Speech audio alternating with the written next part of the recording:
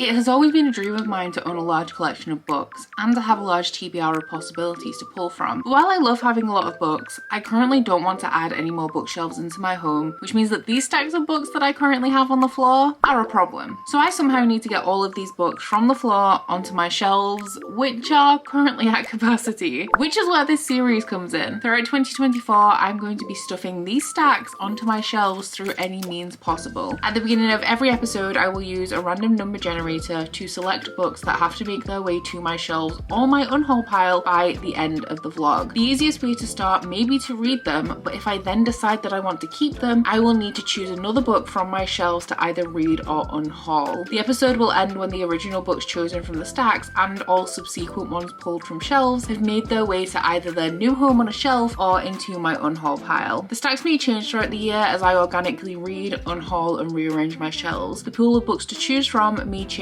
slightly as things get moved around my library, or the pile could shrink with a big unhaul, or even grow if I buy too many books, but the overall goal remains the same. By the end of 2024, the stacks have to go. In episode 10, I shelved 6 books and I scrapped 10, so we are going to be starting episode 11 with 44 books in the stacks.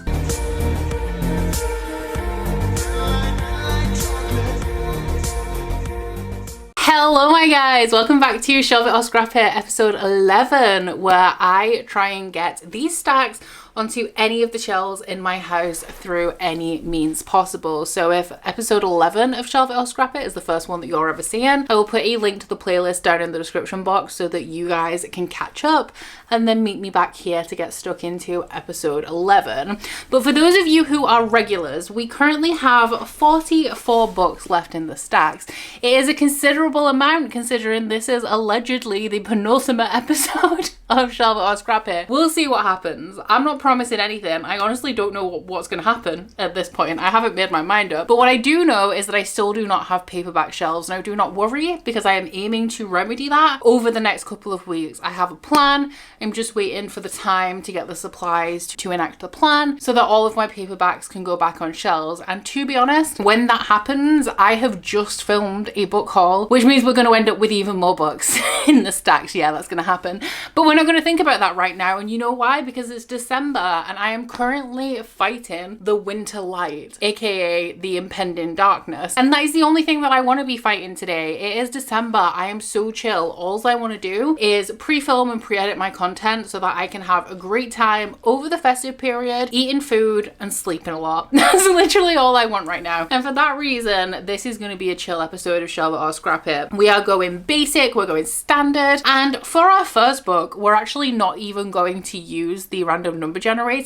I am allowing myself a mood read, and I say that in quotations because it's not that I'm necessarily in the mood for this book, it's that it is a seasonal pick. Now this book has always been in the stacks and I have always been dreading it coming up because number 43 in the stacks is a Christmas romance. I don't want to be reading this in June. So now that we're getting to an episode of Shelve It or Scrap It in December, this is the first thing that I'm going to be tackling. And then when I'm done with this one, we will go back to our random number generator to select the next books that I'm going to be reading. So all I know about this is that it is a Christmas romance. Fun fact, maybe controversial opinion, I don't really like Christmas romances. I think that a book is too long to be absorbed in these like cozy Hallmark vibes. And I love Christmas movies. Like I've been making my way through the recently released Netflix films for this year. I've watched Merry Gentlemen, enjoyed that. I also watched Our Little Secret, is that the Lindsay Lohan one? Really enjoyed that one, but I think anything longer than like 2 hours is just too much to be consumed by the same Hallmarky Christmas story. So this is one that I think I'm gonna read, think that it's okay, and end up scrapping, but because I have been watching those Netflix movies recently, I am actually currently in the mood for something like this, so I think that this is the perfect time for me to get to this one. Gotta be honest though, I can't tell you anything about the plot. Oh, this is queer. I didn't know that. Oh, messy. I have to fill in the gaps a little bit with this synopsis, but this is following two people who are fake dating.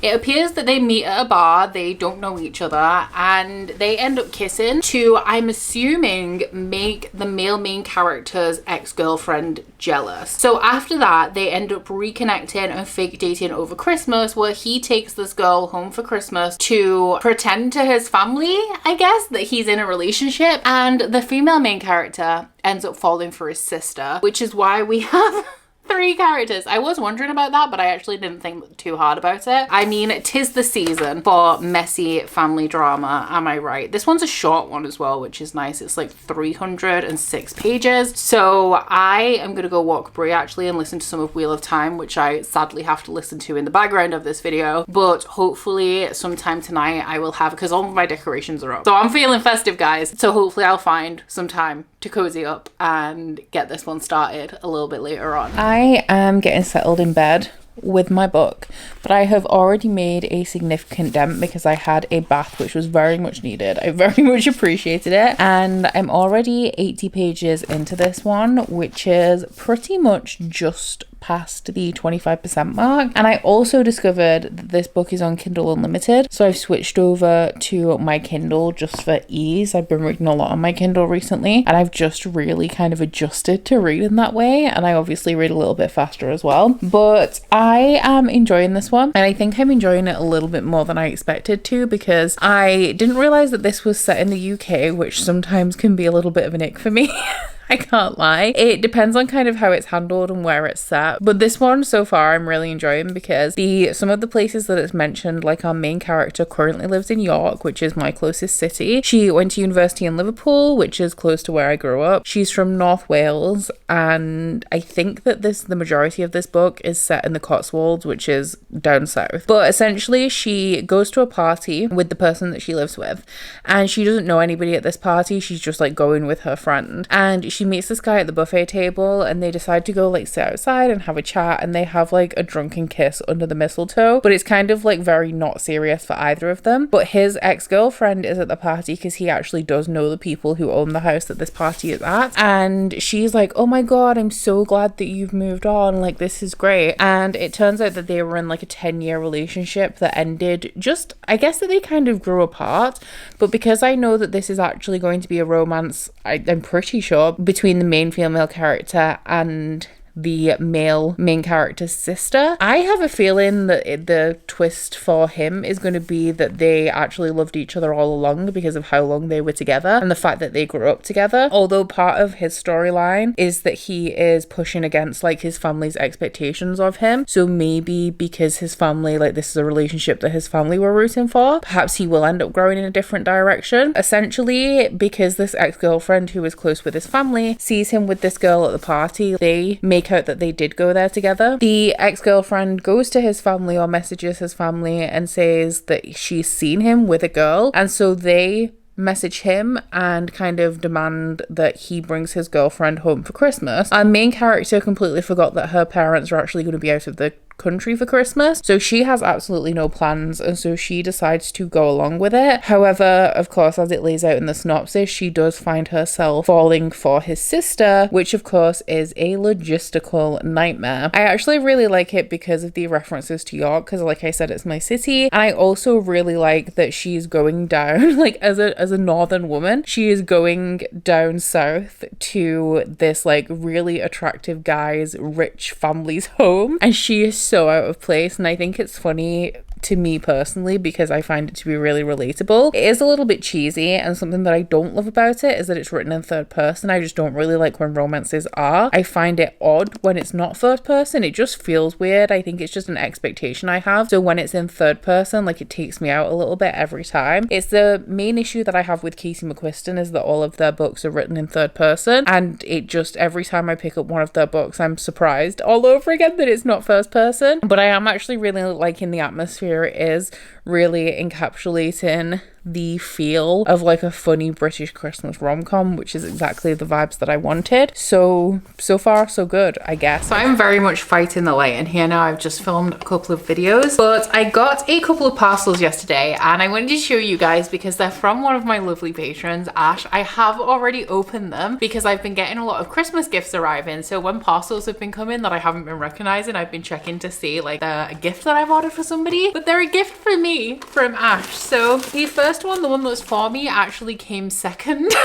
So I was kind of spoiled by the note in the first one that actually confused me more than anything, if I'm being honest. But this one is a Lindt teddy bear advent calendar. Do you know how hard it has been to have this in my house for 2 days and not open it because I've been waiting to show you guys how lovely Ash is? She's honestly just a sweetheart, and she knows she doesn't need to do this, and she knows that she doesn't, but she does it regardless. I don't think that this one came with a note, but I do know that it's from Ash because the second one is not for me. But the note said something like, if you get to eat a chocolate every day, then Brie should get something as well. And I've been keeping these from Brie. She hasn't seen them yet. There's a box of toys. Let me tell you, these are gonna last like less than 2 minutes. These are gonna last, well, they're not gonna last. They're gonna be dead very, very soon. But there is a gingerbread man, a Santa, a Christmas tree, and I don't know if she's perking up in the background, a bone that says naughty on it. Do you want something? Do you want something? What do you want? 1 minute, let me put this one in so you can pick one. What one do you want? She's gonna get overwhelmed now. Either that or she's gonna rip it straight in half, but I do believe that they are gonna die, so we will ration them. She can't have all of them at once. Thank you so much, Ash, as always. You are a sweetheart and you didn't need to. And I'm gonna go and get set up at my desk now and catch up, because it's the 5th today. I'm gonna catch up on some of the chocolates that I've missed, but not all of them. We'll spread them out through the next few days. In terms of my book though, I am 57% of the way through, so I have made some progress, and it is getting to the point where it is starting to be a little bit too much for me. Like, it was cute for the first like 35-40%, and now, as I anticipated, I'm like, okay, I've had enough of like the cutesy Christmas vibes, and I would be happy if it was over. I mean, maybe I should be reading Christmas novellas. We all know that I don't typically love a novella, but I know that there is Tessa Bailey wrote one a while ago. I don't know if it's called Window Shopping, but I think it has something to do with window shopping. And then I know that there is a new series of Christmas novellas on KU that have just been released by a variety of romance authors, including Ali Hazelwood, who is one of my faves. And I know Tessa Bailey wrote one of those as well. So maybe that's where I should be when I want these vibes. Maybe I should be sampling novellas instead of full-length novels, because the book's still fine. But now I'm like, if this book ended now, like, I would be satisfied. Like, I would have had enough of the vibes to go on my merry way.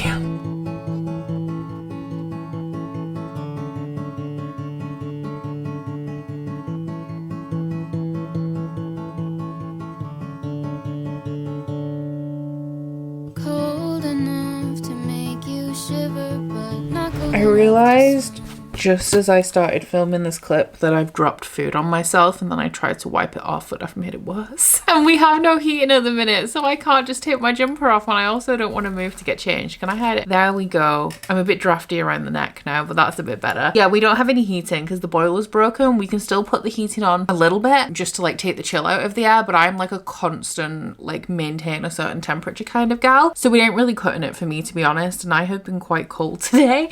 But anyway, that is not what I'm here to talk about. I'm here to tell you guys that I have finished our first book for this video, which took me longer than I anticipated, but that is not the book's fault. That's a me problem. I've definitely had a lot more going on this week than I originally thought that I was going to, but I did really enjoy this one. Now, don't get me wrong, it is cringy, it is twee, and I think that in terms of romances in general, which can be a little bit cringy, I know that we love the genre, I love the genre, you love the genre, or maybe you don't. That's up to you, that's on you. But I think you can still admit that things are a little bit cheesy even if you love them. And this, pretty high on the cringe factor. Some of it was a little bit too much for me, but we did know, I did acknowledge going in, that that is the reason why I don't read a ton of Christmas romances and why I don't feel drawn to them. Now, I do still think that it brought me lots of Christmas cheer, and I really like the atmosphere and the setting of this, and how it's about this girl who lives in York who just kind of lives paycheck to paycheck, and she ends up going spending Christmas with this incredibly rich family, and she's in this like awful fake dating scenario where she's fallen in love with her fake boyfriend's sister.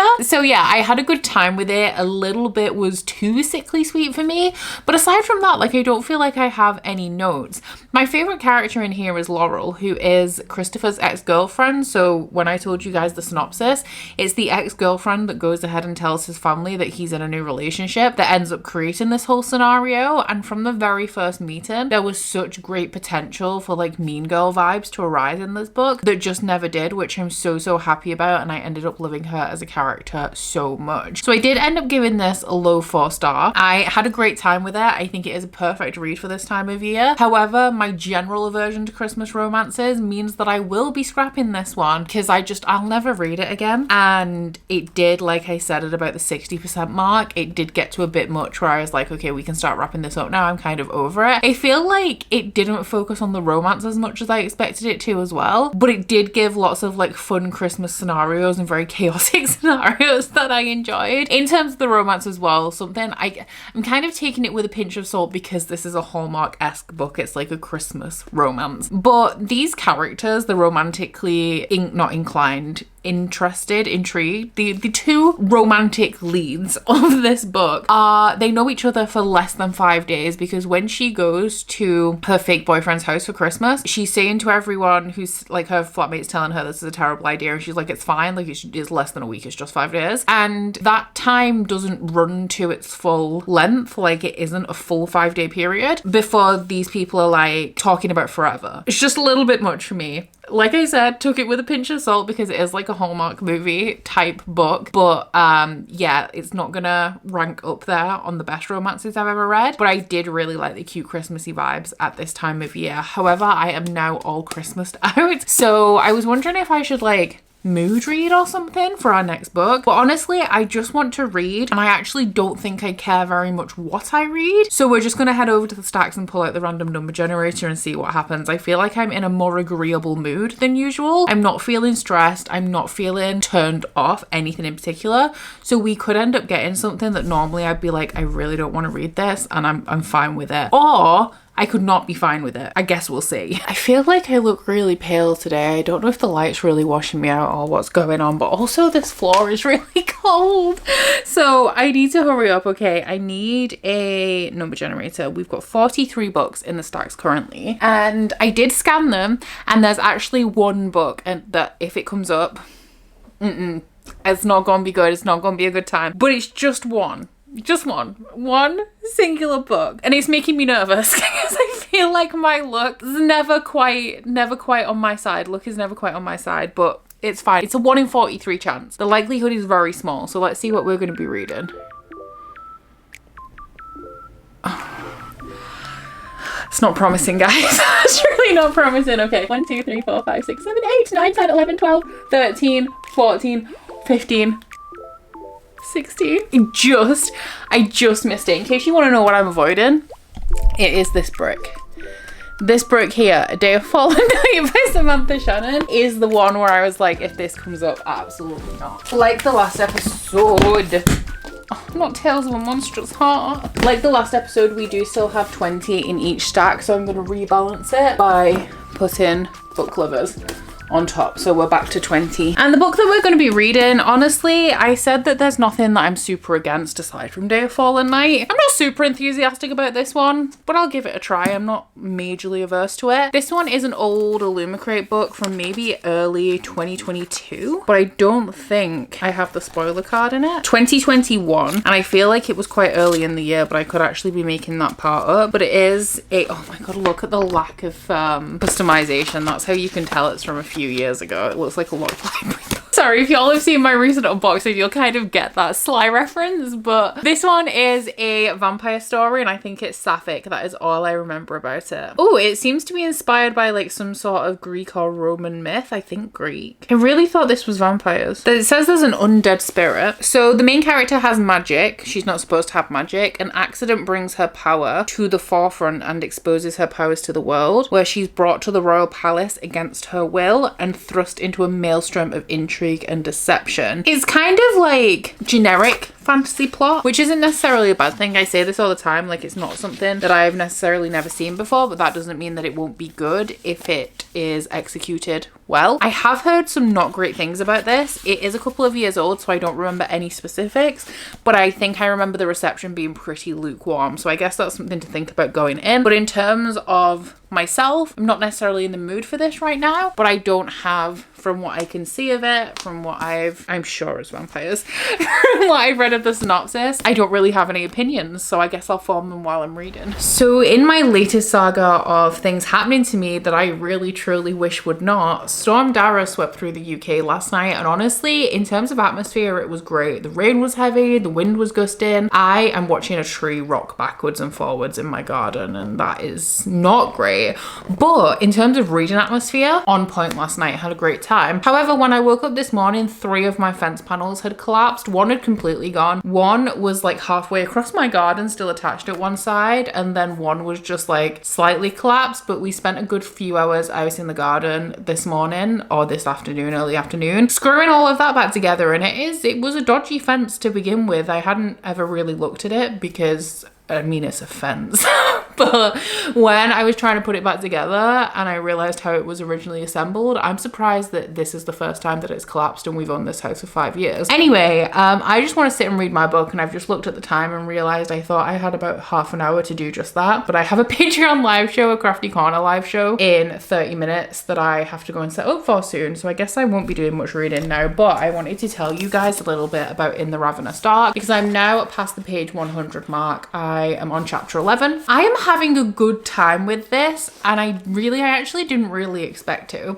So at the beginning, the first couple of chapters, it's only the first couple of chapters, but I wasn't feeling it. I didn't love the world build, and I didn't feel like I was getting a good grasp of what was going on, and I didn't feel like it was doing a good job of gripping me from the get-go. However, now that I'm a little bit of the way in, I am definitely enjoying it more, but I don't actually feel like I can give you a good picture of the plot, just because I feel like it's coming in parts. Like, we're really still setting things up, and I don't really know what the thing is going to be that destroys the equilibrium in here. We have a lot of elements, but I don't really fully know what role they're going to play in the overall story. As far as I can tell, this is not about vampires, although we do have undead creatures in here as well as blood mages. I'm not sure specifically why I thought that it was vampires. I don't know if I'd heard that or whether it was an assumption that I made, but essentially we are following a girl who is the daughter of a very powerful blood mage that is from a different kingdom than the one that we're currently living in. It feels inspired by Greek mythology, but I don't feel like it's Rome. Actually, it feels quite Roman. It hasn't explicitly said that. It's just kind of like the vibe that I'm getting. Because like the city that they're in is called Phenopolis. They were togas and stuff if you look at the character art.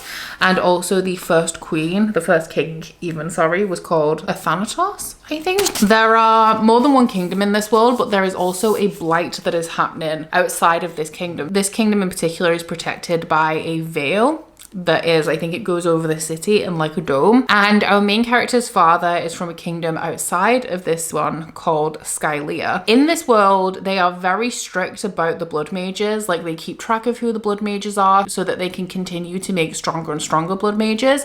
If you are one, you have to work in service of this kingdom. And the main character's father, being from a different kingdom, is unregistered and he is flying under the radar. So our main character also has his power. He is extremely powerful.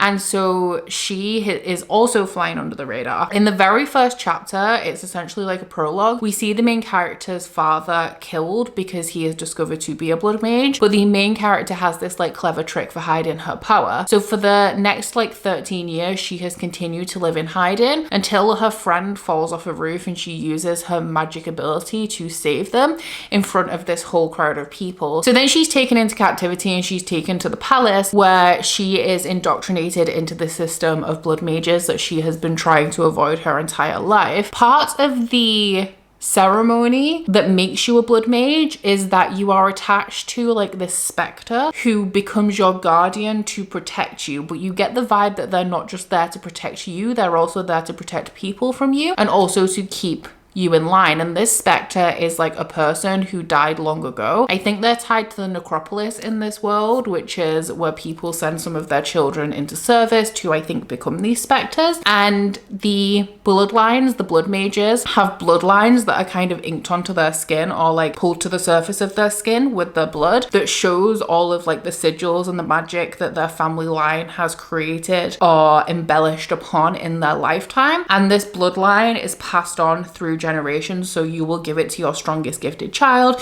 who will give it to their strongest gifted child, and then the other children of the blood mages serve this kingdom in different ways. So our main character is the inheritor or about to inherit a very, very powerful bloodline, and she is already showing more power than you would expect from somebody who is not currently carrying the bloodline of her family. So she goes from being a member of like the lower working class of this city, where her mother is a weaver and also a single parent, thrust into the politics of the royal family and the blood mages. She is already very averse to this system because of what happened to her father, and also because of before that, like her father very much hammered into her, like, you need to keep your powers under wraps, you can't let anybody know what you can do. And so she goes into this full of distrust of the entire process. And we obviously have some vipers in court, but then we also have some friendships that are established, I guess, or people that she's more inclined to trust. That is kind of where I'm at now, where she is learning about this system, learning about this court, because as somebody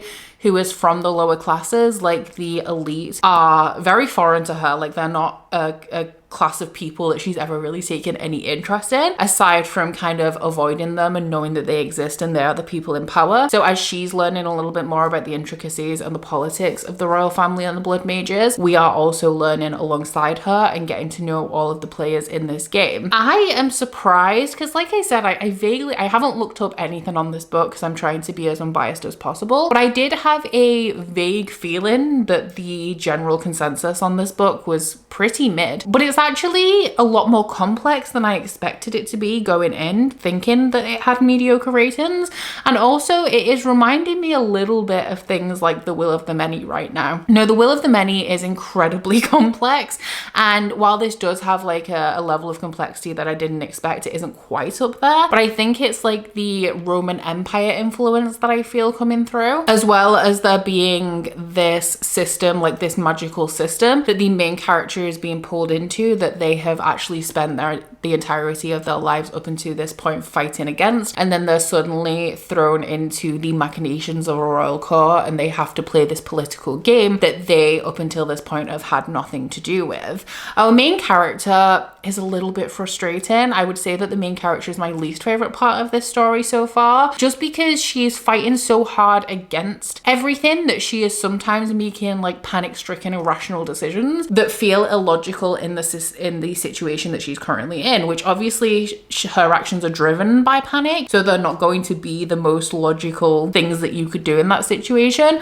But as somebody who is super logic based, it is frustrating to read a character that is so driven by instinct sometimes. I am very intrigued though, because I believe that this was sapphic. The back of this says she loves a princess, she's bound to a warrior, she must betray them both. The princess that she loves we have been introduced to, and I felt like that whole situation was very rushed and took me by surprise. I actually thought that I missed a chapter when the princess was like introduced. And the warrior, I'm thinking, is the undead guy that is assigned to be her guardian, and right now he is very intriguing to me. So obviously I know that it is a romance, or the main character has a romantic relationship with the princess, but I'm wondering if the warrior is also going to come into play romantically, because I'm pretty sure that the main character is either like bi or pan, because she has very much expressed that she has interest in both men and women. And like I said, that warrior, he's looking real good to me. So that's where I'm currently up to. I really just want to sit and read my book. I'm gonna go do my Crafty Corner live show, which is normally like 1 to 2 hours. I need to wash my hair today, and I do have I have the live show for Wheel of Time and I haven't finished. My original plan, we went to B&Q yesterday to get supplies to fix my bookshelves, which I'm going to do a little bit later in the week, and that whole reorganization is probably going to be in this vlog.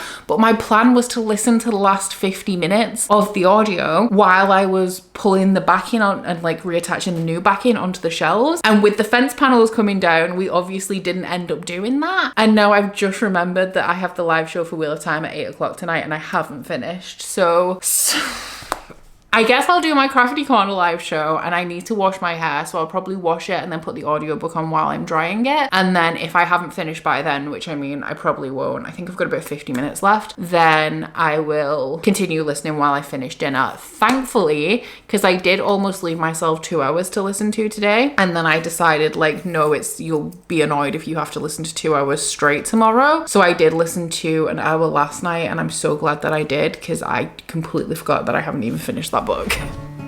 Cold enough to know it's winter, perfect time to say our first hello. So the boiler maintenance guy has just left, but it has been a rough couple of days, guys, without my central heating. It is back on now, and I'm currently thawing out, but essentially I've just been carrying a heater around, so whatever room I'm in is warm. But if I have to leave for anything, like I made lunch in my puffer coat yesterday, because the kitchen, I mean, it's a cold room anyway, because it only has one small radiator that's right at like one end of it. But oh my days, I've not been having a good time. But I have a couple of books to talk to you guys about, one of which is the one that I'm reading. But first up, I got a package from Waterstones, and I saw the money go out of my account, so I'm pretty sure this is like a full price hardback. I'm assuming it's a pre-order because I haven't ordered anything recently, but I cannot for the life of me think what this is. So the only thing that I can think of that I would have wanted, that I know that I haven't ordered actually, is Lore Olympus Volume 7, because I completely forgot about the release of that, which I think was months ago at this point. I have no idea what this could be. It's not Wind and Truth, because I haven't ordered that, because I pre-ordered Rhythm of War when that was released, and I still haven't read that. And obviously, like y'all know, I've done a terrible job of catching up with the Stormlight archive, so I've just decided that I won't get Winds and Truth for now. And is it Winds and Truth? Winds of Truth? That's how little attention I've been paying to that release, because I'm bitter that I can't read it right now, even though I'm the only person to blame. I was like, I'll buy it when I actually need to read it, because then maybe I'll end up with the paperbacks, which to be fair I prefer anyway. But anyway, what is this? Oh, I completely forgot that I ordered this. Oh, this was mid as fuck as well, which is why I forgot. I can't even remember why this exists.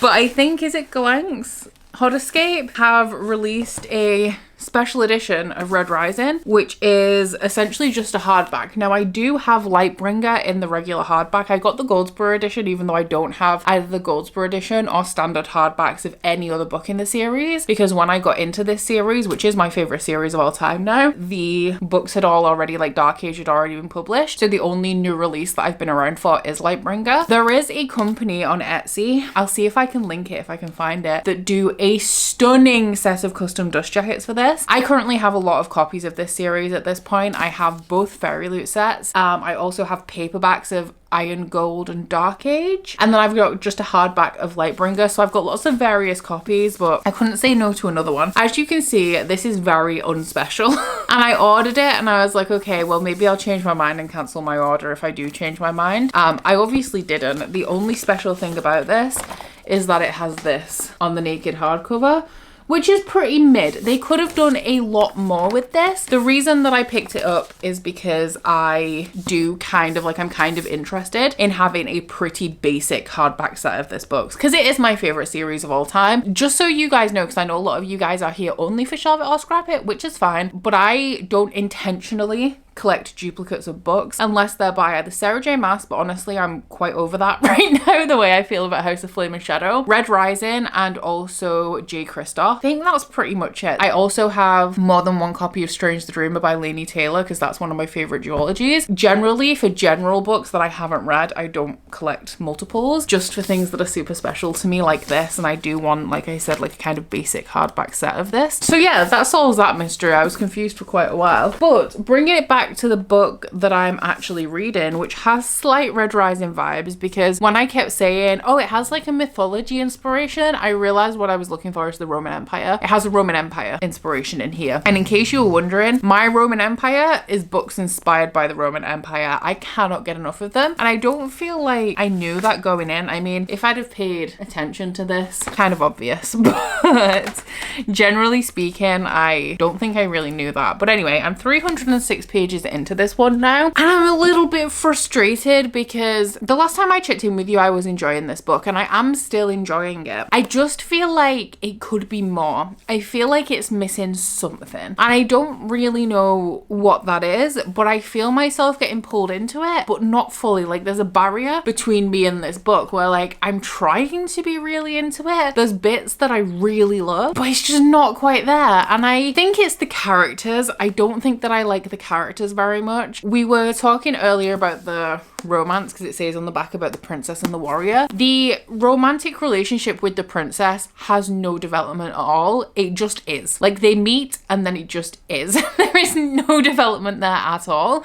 We do have some development when it comes to the warrior, because there is a fluidity within the romantic relationships and the sexualities and the genders of the majority of the characters in here. So we have like a kind of open relationship situation going on. There is a build-up with the romantic relationship with the warrior, so that has more development, that's a little bit more believable, but it still goes from a place of banter to like, oh my god, I'm in love with you, way too fast. And I think that my issue with this book is that it almost feels abridged. Like, we seem to be going, not just within the romance but within the plot, we seem to regularly be going from 0 to 100 within the space between chapters. So something pretty big happened in this story, and then we switched to the only chapter from a different character's perspective, and then when we left that chapter they were in the middle of something, and then when we came back there had been a big gap of time where like things had happened that the main character wasn't aware of in between their two chapters. And also the other person whose perspective we had, they were now in the same place as the main character, even though they were actually doing something very different and very interesting, because it was their only perspective chapter in the chapter in between. So I feel like there is a lot going on between the chapters that we're just skipping over, and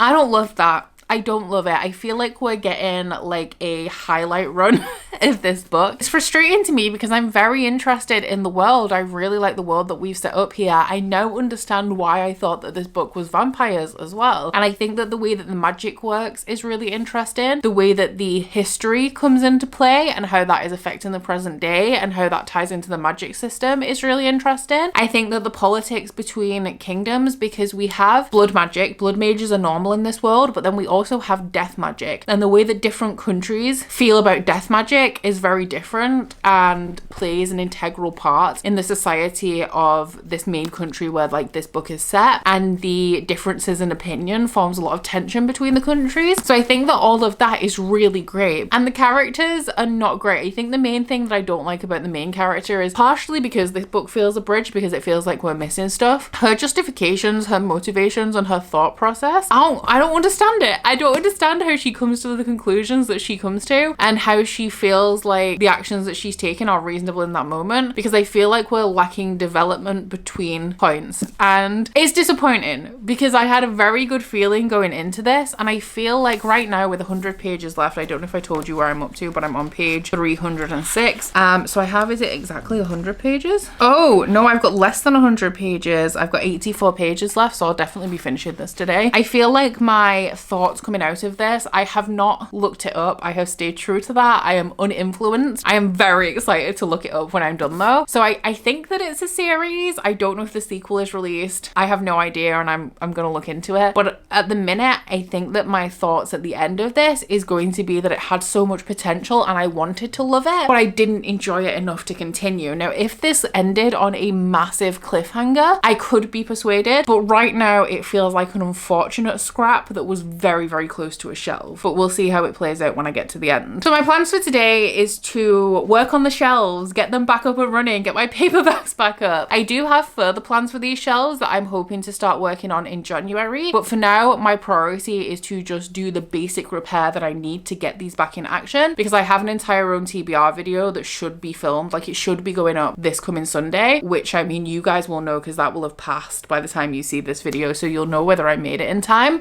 I'm hoping it's going to be a straightforward repair. I'll show you what I've got. So we went to B&Q at the weekend, and we need to replace this backing on the shelves, because with the damp on the wall, they've essentially across the bottom, at least on one, I'm replacing the panels on both of them, which if y'all don't know what they look like, here they are.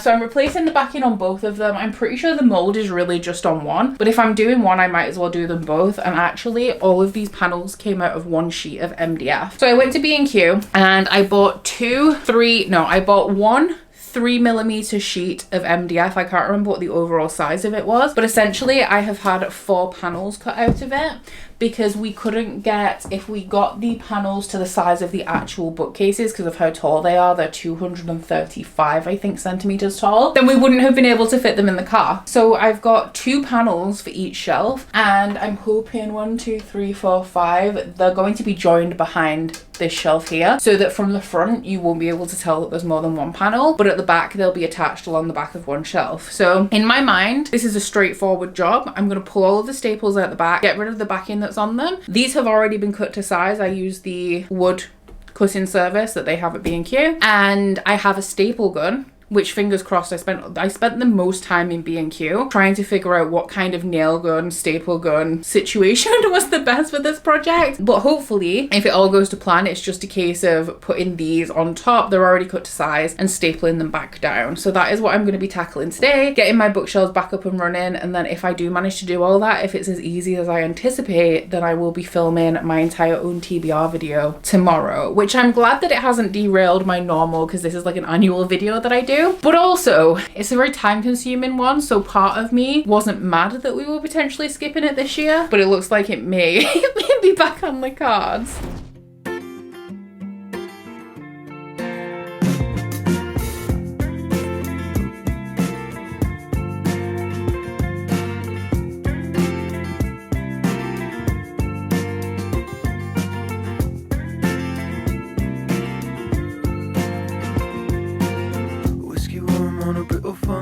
She was doing fine and I was doing right, falling into daydreams of our lives.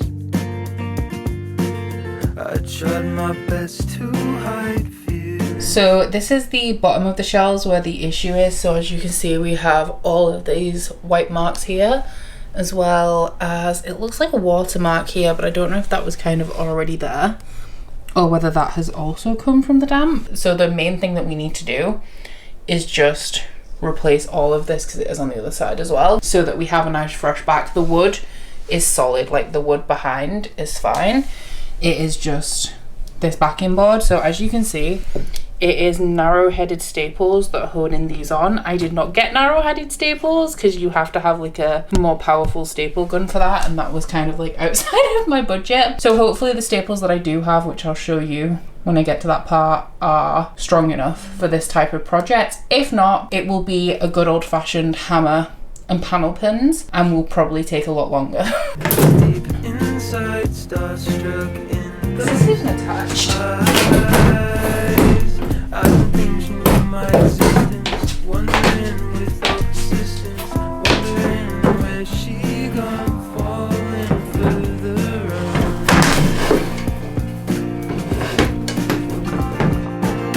Don't wanna stay, don't wanna play princess, don't fade, 'cause one day you'll be mine. Don't wanna stay, don't wanna play princess, don't fade. So the backing is on. Most of it is okay. We do have a couple like this. This is the second side, so we've just flipped it up to make sure they're all in the right place. This one obviously is not. And that happened twice on this side as well. So for this one, it's just, we're just going to end up with little holes, and we'll just have to deal with it. And then we'll just put another one in. One day you'll be mine. When we met, she was so perfect. Walked the beach to songs that we heard of, falling into daydreams of our lives. Under the Friday lights, feelings deep inside. So the shelves are back up and they are now mold free, which is great. It's what we want. There is now obviously quite an obvious difference between the colour of the back and the shelves, but if all goes to plan in January, if I do decide to go ahead with that bookshelf project that I'm thinking about, then I will end up repainting them all anyway. The reason why I'm not giving too many details on that is because it sounds like it can work in my head, but I honestly don't know if it is going to work when it comes into practice, so I need to do a little bit more research. And honestly, when I was looking at these and I was looking at all of the chips in them and the holes that need filling in and all of the smoothing and maybe bits of veneer that are going to need adding to make these shelves look good again before they're painted. The more of a daunting task it seems, so we'll see whether I actually end up following through and turning this into a DIY project, or whether I get somebody in, like a professional, to build me something entirely new. We will find out in the new year. I was really enthusiastic to just go ahead and do it when I thought of the idea,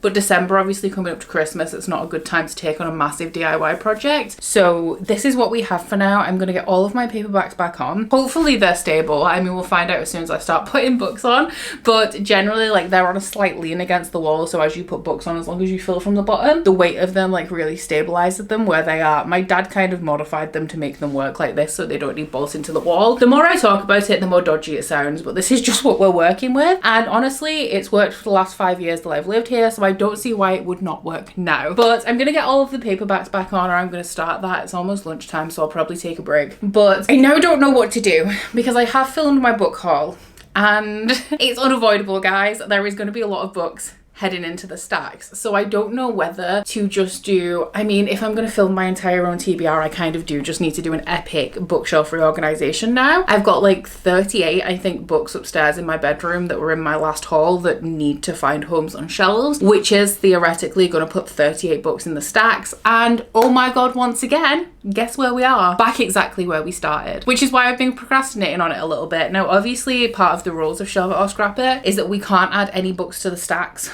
during the episode. I'll be honest, when I created that rule, it was more that like if I want to shelve a book from the stacks, I can't just take another book off the shelf and put it in the stacks. Like I have to read the book that I've taken off to be able to balance the shelves. Like I can't just be replacing things. I have to be reading from the shelves if I want to put a book on there so that the pile is going down. So that was mainly why I put that rule in there. But I also don't want to add 30 books in this episode, but I think we're just gonna have to do it. So I guess what I'll start by doing, I've got 2 boxes of paperbacks down here already, including one of the boxes is the authors with the names at the end of the alphabet, which is good because I need to start at the bottom of the shelves. So I'll start with getting those on, but I am also going to go up to my haul pile and bring down any paperbacks that will be finding their new home on these shelves so that I can be adding those in as I'm putting the shelves back together. I did take out a couple of paperbacks from the stacks last time because if I was doing Shelve It or Scrap It, they wouldn't have a home. So I do know we have 2 or 3 paperbacks that would be going back in the stacks anyway, but we'll see what else ends up in there. It's going to be a task. I'm in for an afternoon, but I'm honestly like, bookshelf reorganization always seems satisfying, but I feel like halfway through I realize I've made a terrible mistake. So let's see how today goes. This is going to be the epic bookshelf reorganization version of Shelve It or Scrap It, I guess. In those eyes, I didn't think she knew my existence, wondering with all persistence, wondering where she gone, falling further on.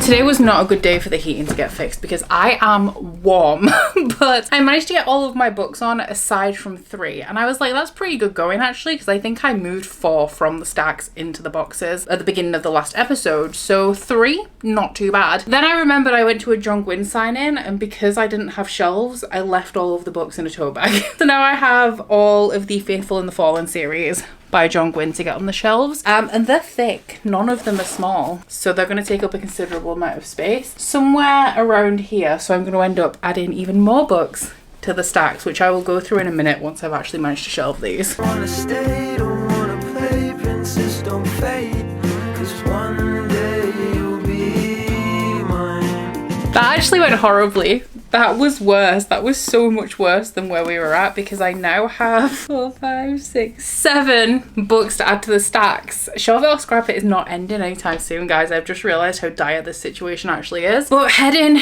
into the stacks today, The Coward by Stephen Aryan. Or maybe at the beginning of next episode, we'll see what I decide to do. Daughter of the Blood by Anne Bishop. I need to read this because this is on my Our Fantasy Bingo TBR for the year. It's actually, I think, the only prompt that I have left to fulfill. Sparrow by Mary Cecilia Jackson. This one is a contemporary.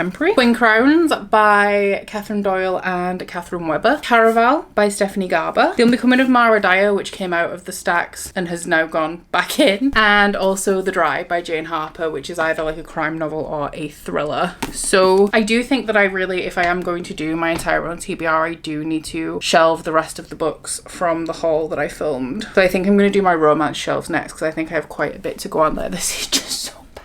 It's so bad. Okay, so from the haul for the romance shelves, I have a stack of books that don't need to be shelved and a stack of books that do need to be shelved. So the difference between them is the ones that don't need to be shelved are either by author, well, they're actually both by authors where I haven't read anything from them before, and they're also not sequels, so they don't already have somewhere on the shelves that they should be. They're pure excess. And then this stack, which is heavier, are ones that I do need to get on the shelves. I've either read them, they're sequels, they're by authors I already have books by, and so we're gonna find a way to squeeze them on. I have so many regrets. Straight up gonna take out these two. Ow! You okay? Nothing? My head. Oh, an injury. Stop the match. Don't wanna stay, don't wanna play, princess don't fade, 'cause one day you'll be mine. One day you'll be mine. One day you'll be mine. I know where you are now, but times been changing. So I now have 13 more books that I'm going to be adding. We have Wicked Beginnings by L.A. Cotton, Disenchanted by Brianna Shigalski, My Conan Only by Susanna Nix, Faye by Cassandra Faye, For Her Consideration by Amy Spalding, Trickery by Jamin Eve and Jane Washington, Done and Dusted by Lila Sage, The Book of Azrael by Amber Nicole. This actually needs to be shelved. Let's take that back. Icebreaker by Hannah Grace, The Veiled Kingdom by Holly Renee, This Spells Love by Katie Robb, and The Reunion by Kayla Olsen.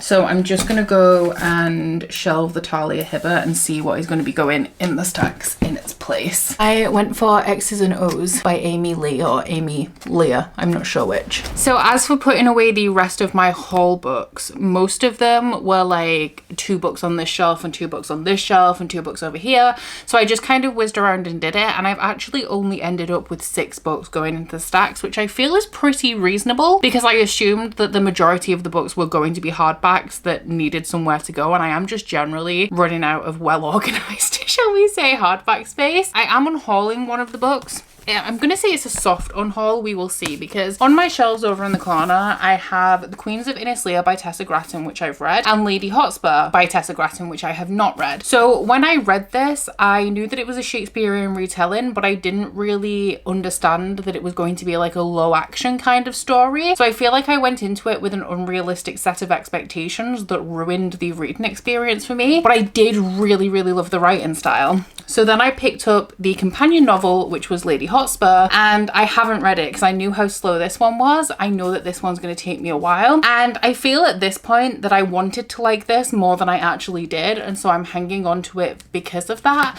But in reality, I don't think it fulfilled my expectations at all. And so what I'm going to do is I'm going to put Lady Hotspur into the stacks, and when I read Lady Hotspur, going into it with adjusted expectations of a slow moving plot, we will see if I enjoy this one, and if I do, I will also keep The Queens of Innisleah. But until then, I will get this off my shelves because I keep not picking up Lady Hotspur because I also have The Queens of Innisleah and their companion novels, but realistically I need to read this to see if I need to keep this, and if not, then that's 2 like quite big books that I'll be unhauling. Going back into the stacks is A Thousand Pieces of You by Claudia Gray, which, I mean, we only shelved it last episode, but let's not talk about that. Something else that we shelved, it was a couple of episodes again now, but it is back in the stacks, is House of Marion by J.L.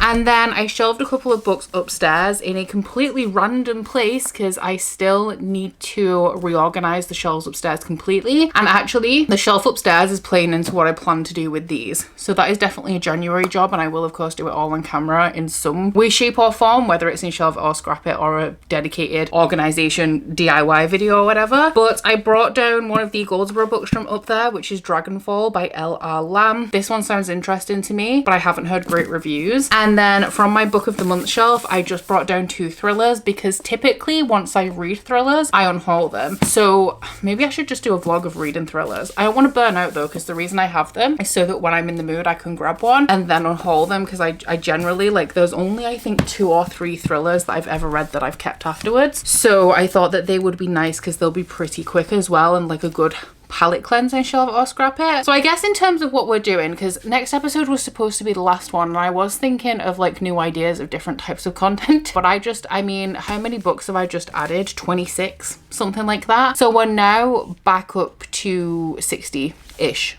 books, and so I don't think we're going to be ending shelve it or scrap it, but I do think either before the next episode, because we're now with this episode, we're at the end of the year, or at the end of next episode, because that will be the end of like a year's worth of episodes, I am going to have to tighten the perimeters of this to try and actually achieve my goals, because I do think, and we will find out actually when I film that entire own TBR video, so you guys might find out in this episode if I tell you after I've edited that video, we will find out whether my efforts this year have worked, because I do, like, a goal is to get all of those books off the floor and onto shelves, but cutting down my library when I'm a rep for so many subscription boxes, when I don't stop myself from buying sequels to books that I've enjoyed, or special editions of books that I've really enjoyed, or special editions by authors that I've previously really enjoyed, cutting back my library is difficult. As we see in this challenge, I have hauled way less books than I did last year, and it is still difficult to cut back. But what I think we might have done by me very carefully managing what I'm bringing in and doing this challenge where I'm reading through stuff that I wouldn't have picked up with any kind of pace in the past, and then unhauling a bunch of them. I've unhauled more books than I ever have before this year. I'm hoping that what we're going to discover after the end of the entire on TBR video is that I currently have less unread books than I did last year, and that is the main goal. If I have even 1 or 2 books less than I did last year it was somewhere around 600, I'll get you an exact number at some point. If I have just less than that number, that is more than enough for this year.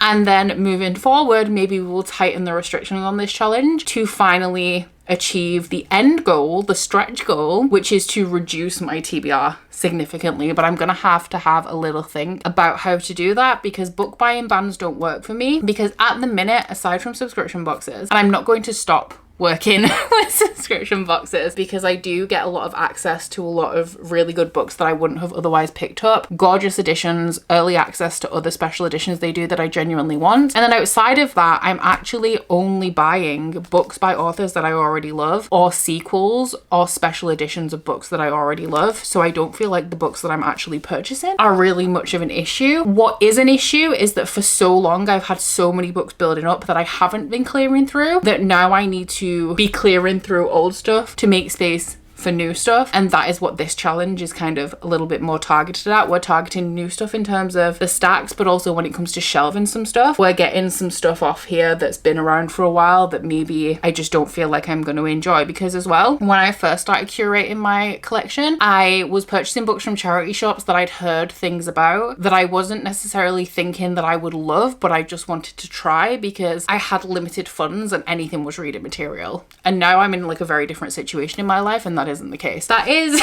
maybe the future of this challenge. I don't know. I'm feeling defeated right now, considering how much less I've hauled. Shall I see if I can get you like an actual definitive number of how much less I've hauled? I'm gonna have to use my iPad because I have no idea where my phone has gone in all of the chaos. So Red Rising arrived today, and then I have my last unboxing was I think 5 books that I haven't added to my spreadsheet yet, so that's an extra 6 books. But in 2023 I really hope that this is actually less, otherwise I'm gonna look real foolish here. So no, I've definitely, okay guys, are you ready? Are you ready for how well I've done this year? Before you all write me off as a failure for this challenge, in 2023, did I manage to get this up to date? Yeah, I think it is fully filled out, because sometimes when it gets to the last month of the year I stop like properly filling in my spreadsheet. In 2023 I bought 174 books. That includes like rep packages from subscription boxes, so every single book that entered my house added up to 174. So like I said, there are 6 books that I haven't added to my spreadsheet yet that I have filmed this week. So if you add those to what's already in my spreadsheet, I have hauled 110 books this year. So I have already, through a series of different things, like I wanted to read more books than I've hauled, which at the minute I'm like a couple of books behind, but also like by doing this challenge and being more conscious of what I'm purchasing and really stripping back the books that I was purchasing, I have hauled 74 books less this year. So it's definitely a step in the right direction, even if we're not quite there yet. You know, I'm sad though because I wanted this challenge to be over in a year so that I could think of more ideas. But I'm having a good time. It's fine. It's having the desired effect. And realistically, a project like this is a long haul because it's not only going through the challenge, it's also changing my relationship with books and changing my relationship with buying books. When I was in a very different position, like 5-6 years ago, when if we say before my channel, where I didn't have very much money, I was still living with my parents, I was working like a regular job, I wasn't in the book community, and now I'm in a position where I do receive books for free in exchange for like unboxings and from the publishers. I am self-employed. I have a lot more money than I did then. So changing my behaviors, my purchasing behaviors, and also my relationship with buying books, it's a work in progress. And I feel like based on the data, we've actually done really well. Today was like one of my days off this week because I'm doing a readathon with my patrons over the weekend. So I was dedicating it to like organisation and sorting this stuff out, which I have obviously done. So I think now I might actually just break down all of these boxes from the paperbacks, get those out of the way, and maybe I'll just finish my book. Because actually I did intend to listen to the audiobook, but I very quickly realised that I wasn't paying attention, so I stopped. And so I still got like 80 pages left. I did not read like I said I was going to yesterday. I realized since it was like a day off that I should do day off things. And I ended up starting to wrap some Christmas presents because it's kind of really hit me how close to Christmas I actually am. And also how unprepared in every aspect of my life that I am. I've bought all of my gifts. That is it. That is it. I've got so much to do. So I ended up doing that and then I played some Fortnite. But this morning I have finished In the Ravenous Dark by A.M. Strickland. And I didn't love it. And I feel more upset by this than I typically am when I don't love a book, because it started off so strong. It was so promising in the beginning, and I have since looked into this. Like I said, I was holding off, but now that I've finished, I have looked it up on Goodreads, and it is a standalone, and I think that that is to this book's detriment, because like I said, my main issue where I started to lose interest is how, not necessarily disjointed it felt, but how it felt like there was things happening in between the chapters that we just weren't getting any information on. And there's a couple of things that could have been done, I feel, to remedy this and make this book stronger. One obviously would be to make it a duology, flesh it out, slow it down a little bit. And the other thing I think would just to be make it longer, because it's 390 pages, which is just, I would say the average book is about 400. For a fantasy book, I don't think it's uncommon to be between 400 and 500 pages. And you know, if you want a good meaty standalone fantasy, push it out to 600, baby. I ain't afraid of a big book. That being said, I would say that this falls into the new adult category. I'm assuming that it was published as adult. Our main character is 19 and the side characters I think are all like slightly older than her, like 21, 22. So I think part of the reason why this is smaller, why it's not as detailed, as complex as it should be, is because it was published in like a young adult, new adult, transitionary kind of demographic. And obviously the guidelines, the norm for those books are a little bit different to adult fantasy, shall we say. So I really feel like I could have enjoyed this if it was a little bit longer, if there was a little bit more to it. But I also didn't really love the characters, and part of that is because I feel like one of the main motivations, one of the main themes of this is romance and also like found family, and I was really struggling to root for these relationships because I wasn't really seeing them develop. So a lot of that kind of fell flat, and I lost some engagement, some investment in the story when it turned out that I wasn't overly invested in any of the relationships. So I'm sad about this one. It does have a decent average rating. I think it's around like 3.7, so not awful, and there's definitely promise in here. There is a lot to enjoy about this book, but I feel like there's a lot to not enjoy about this book as well. So unfortunately, this one is going to be a scrap for me, which means that we need to head back into the stacks for book 3. Now, I am currently right in the middle of filming my entire own TBR video. I actually paused to read the last 2 chapters of this book so that we could head into the stacks and we could select our next book, because I'm exactly at the point in the entire own TBR video where I'm about to go through all of the books. Come on. There we go. All of the books that are currently in the stacks. So yesterday I was undecided about whether I was going to add all of those books to the stacks now, just mid-episode. I think for the sake of cohesion, continuity, I am not. But what I am going to do is we're going to go to the stacks, and I'm assuming that the book that I pick next is going to be the final one for this video. And then I'm going to go back and film my entire own TBR video where everything's kind of going to get rearranged, which is why I wanted to select the book first. And I'm also, for the sake of like making things a little bit tidier, because I've got boxes of decorations that came off my bookshelf that haven't gone back on. I have my own haul, which I still haven't put on Vinted, is over there. I have the stacks, and then I have the stacks to go in the stacks. So for the sake of making my life a little bit easier and getting everything done at once, we're going to pick the book, then I'll go back to the own TBR, end up mixing everything up, rearranging and combining all of the stacks. But it should be fine because we shouldn't be picking another book from the stacks for this video. If we do pick another book, I think it's going to be from the shelves, and that just seemed kind of like the easiest way to do it. So let's go pick our, hopefully, maybe final book for this video. So I did a quick tally of our second stacks that during the course of my TBR video are going to be making their way into our main stacks, and there are 30 books here, so we are going to be going back up to, it'll be 71 books total in the stacks. So we are just pretty much going back to exactly where we started, so I do need to think about how I'm going to stop that from happening in the future, so we're like continuously going down, but in a way that is not super stressful, because I still want this to be fun, obviously, if it's something I'm committed to doing every month, and it takes up quite a bit of my month actually. But anyway, that is a problem for 2025. Becca, I am not she is not me. So with the stacks that we're dealing with are the ones over here, and we currently have 42 books in total, and our next book for this video is going to be number 28. So there's 20 in this stack, which means it's somewhere near the top of this one. 21, 22, 23, 24, 25, 26, 27, 28. Okay. At least it wasn't 17, which is Day of Fallen Night. So I was hoping that we'd actually come a little bit shorter, higher up the stack here, because a lot of these are books that I think are going to be quite quick to read, whereas this one is a little bit thicker. This one is 5 Broken Blades by My Corland,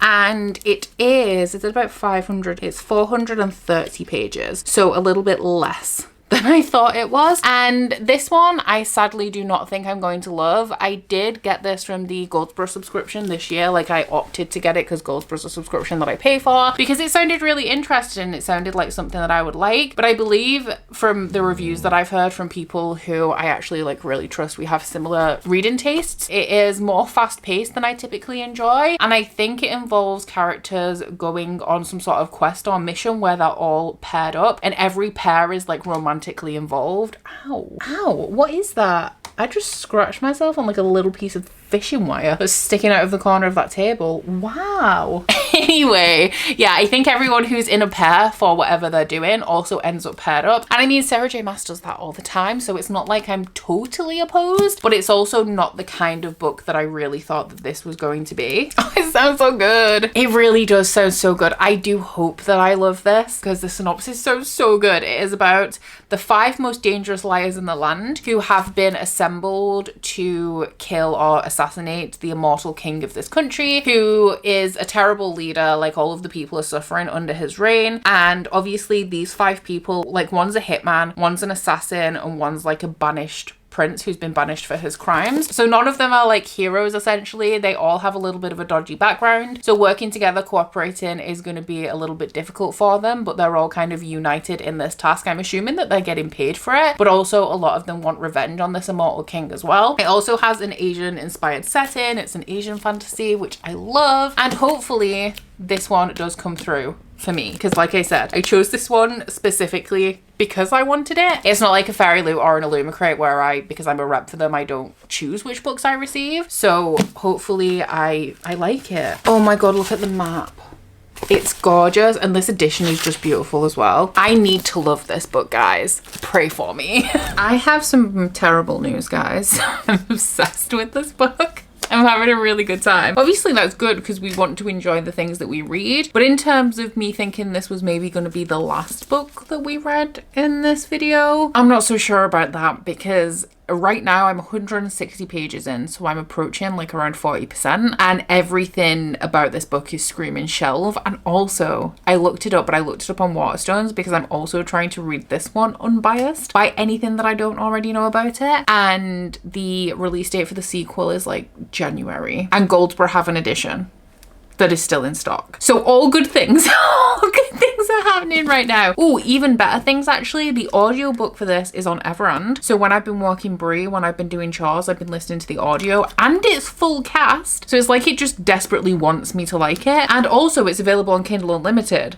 So I've actually been reading it on my Kindle, which means I don't have to touch these stunning edges. So literally this book can do no wrong at this moment in time. And like I said, I'm a decent chunk of the way through. So I don't want to speak too soon, but I really, really like it. And I am a little bit concerned because obviously I was burned by In the Ravenous Dark, which I was really enjoying until I suddenly wasn't. But so far so good with this one. In terms of the plot, we are indeed following 6 individuals who have all been tasked with assassinating the king. Now what is unclear at this point is whether this is a joint effort or whether they're all kind of moving with their own motivations for assassinating the king. But our 6 characters, let's see if I can remember who all of them are. I'm not going to remember the names of which one is which, but we have one who is an assassin who was sold to a count when she was a child, and he has forced her to do terrible things and to assassinate people for him, and he holds her sister over her head, so if she doesn't do what he says, then he will hurt her little sister.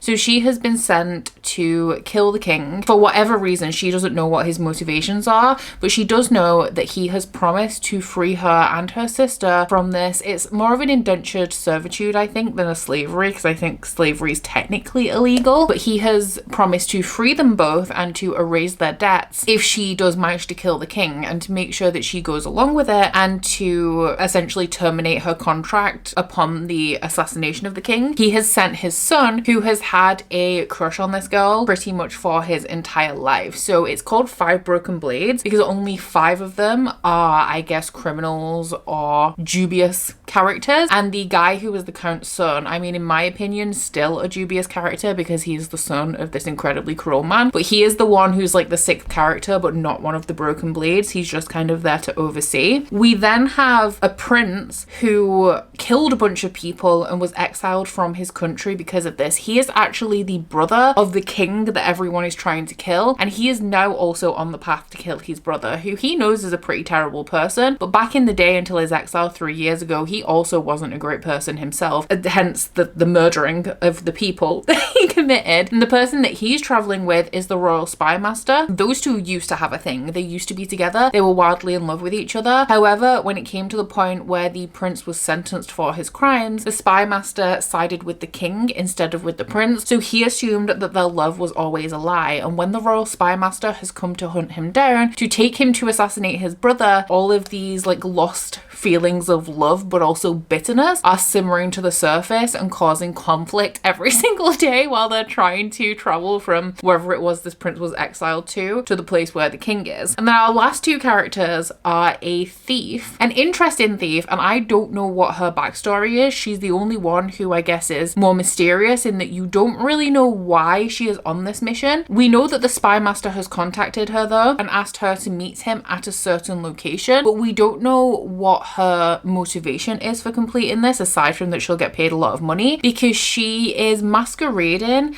as a very rich lady, and she is traveling with the hitman. She's essentially hired him to watch over her and to guard her as she goes to meet the spy master. She is a thief, but she seems to have no like self-defense skills or anything, which is why she's hired this hitman. But I don't, just something about her isn't adding up, because she's like masquerading as this noble woman, as like a spoiled princess. She's paying for all of these luxury accommodations. She has been requested by the spy master to help assassinate the king, but she has no self-defense skills. I don't get it. I don't know what's going on here. But then we also have the hitman who is traveling with her, who is from the lower classes. He's essentially just like a hired thug. People just give him money to hurt people and he just goes ahead and does it, mainly because he is amassing as much money as possible to try and free somebody he knows from prison before he is executed. So he doesn't really want to go along with the thief because it's not his usual kind of job, but the money that she's offering him is more than he could ever hope to make in any other way. And like I said, he's on a deadline before this guy that he's trying to save is going to be executed. So as I said when I started this,